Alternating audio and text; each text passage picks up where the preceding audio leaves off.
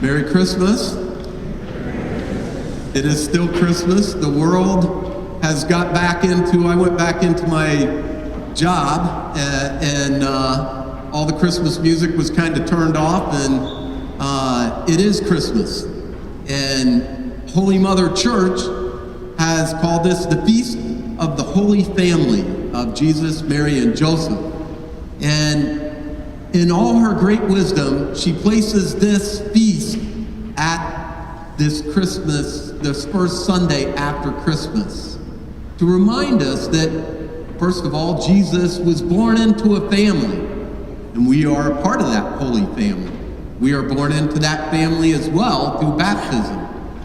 And we all know that family has a lot of different dynamics to work.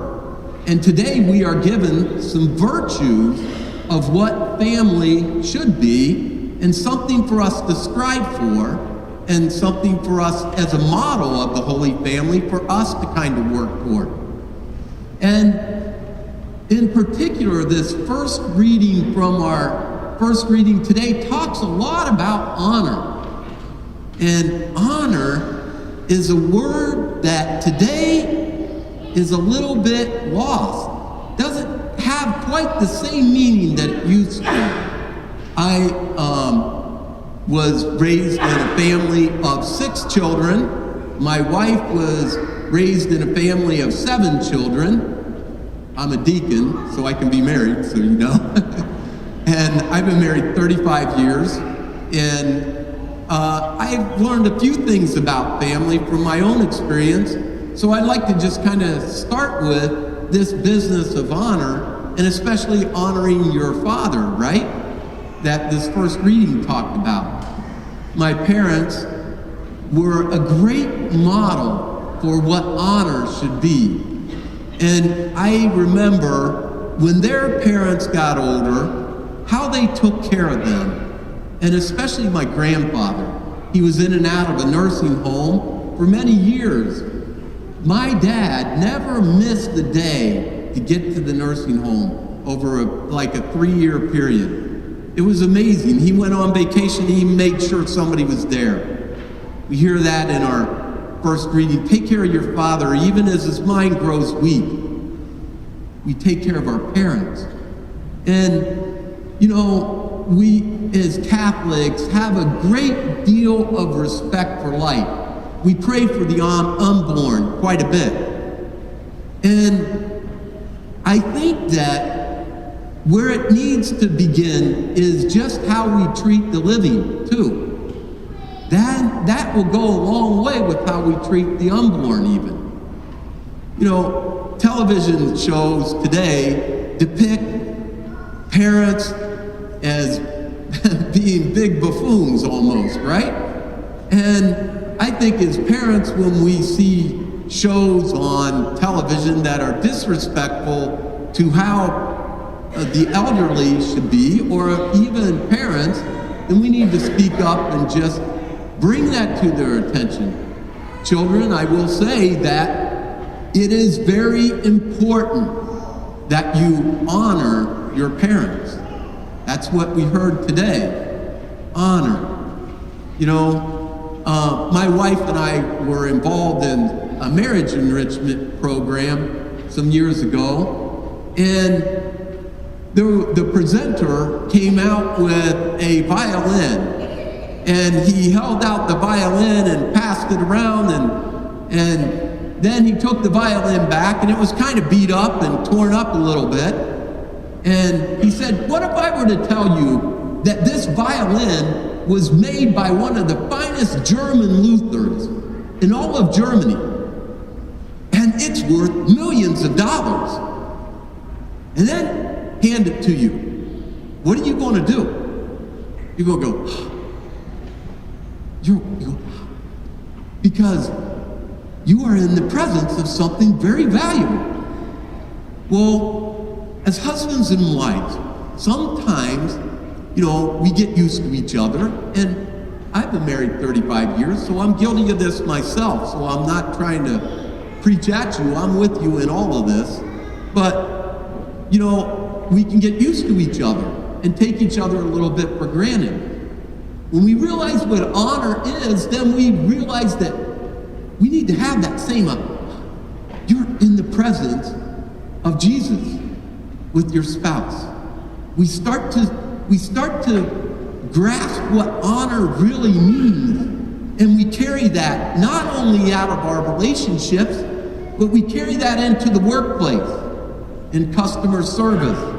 We take that into the medical field with our patient care. We are in the presence of a very valuable soul, and we start to value everybody. We are no better than anybody else. You know, we can come across sometimes highly educated and then look down on the undereducated. And that's not honor. So we need to learn to honor each other, even ourselves. We need to honor ourselves. That's, honor. Once we start to grasp that, we will start to respect life even at a greater level. That's what today's about. It's about the family. And we're all different dynamics. Some of us, coming from a big family, we've gone through divorce, we've gone through death, you go through hardships, and thank goodness that God has given us family, because family provides us the strength to get through those times. My dad led us as a spiritual leader. And when my nephew Harry died, around, at my brother's house, led us in the rosary. He came and was the spiritual head of the house and said, we're going to do the rosary. And at my nephew Chuck's death a couple months ago, at the hospital, about 20 of us around his bed, we gave witness to the rest of the hospital there because we prayed the rosary. And, we need to realize that, this thing that Paul talked about today, he said this bit about submission. Let's talk about that for just a minute. Submission, first of all, Paul says in Ephesians 5, submit to one another out of reverence for Christ. So submission really is misunderstood. It's supposed to be mutual. It's supposed to be both parties.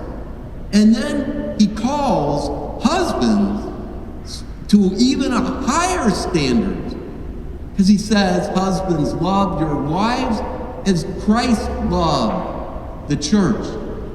So husbands, we, myself included, we have to die for our wives. We are called to a very, very high standard.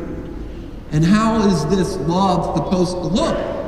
Well, Paul says that we're supposed to put on kindness, and we're supposed to put on gentleness, and we're supposed to put on compassion, and we're supposed to bear with one another and forgive one another.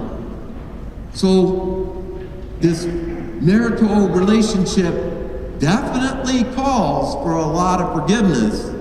And I'm sure that the Porters here today, who are celebrating 40 years of marriage, can attest to lots of forgiveness, to bear with one another.